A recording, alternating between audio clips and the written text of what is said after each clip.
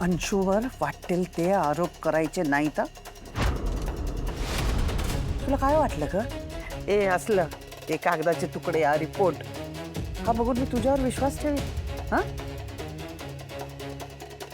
बघा उद्या अजून 10 बायका येतील हे असले खोटे रिपोर्ट घेऊन. मग काय सगळ्यांना राजवाड्यांच्या सुना करून घ्यायचं? काय करायचं आम्ही? खरं तर स्वतःच्या मुलाला नीट ओळखून आहात. हा कॉन्फिडन्स कुठून येतो?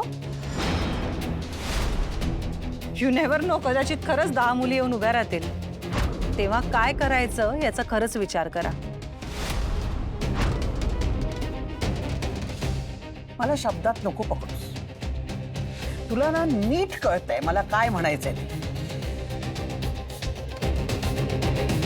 समोर अरे बघ ना हे काय आहे? अरे बोल ना काहीतरी प्लीज. तुला तर प्रत्येक गोष्टीचा पुरावा लागतो ना. हा पुरावा पुरेसा नाहीये. त्यातून ही मुलगी माझ्या अंशूच्याच बाळाला पोटात वाढवते हे नाही सिद्ध होत ग.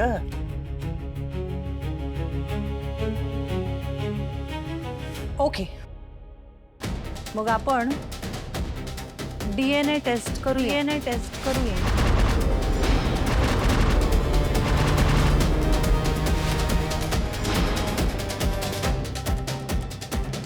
टेक्नॉलॉजी फार पुढे गेली आहे ना काकू.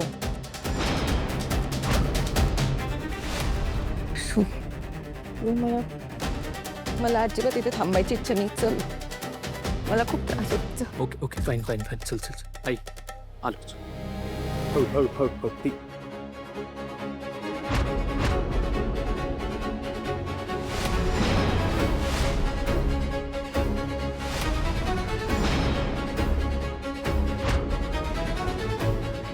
दादा ऐक ना, मी सगळं एक्सप्लेन करतो प्लीज.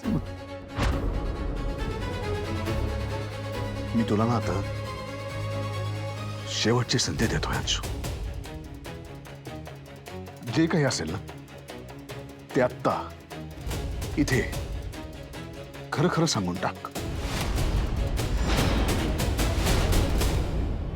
तू आत्ता जर खरं बोललास ना तर मी किमान तुझ्याशी एक माणूस म्हणून नीट वागेन.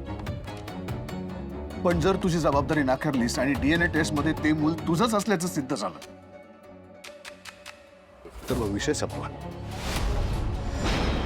आपले संबंध संपले. या घराचे दरवाजे तुझ्यासाठी कायमचे बंद झाले.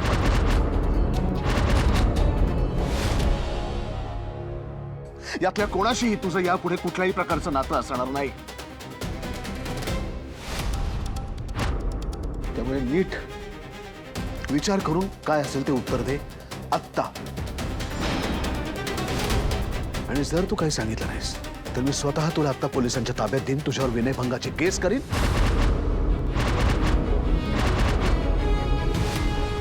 आणि या घरातनं या प्रॉपर्टीमधनं तुला कायमचा बेदखल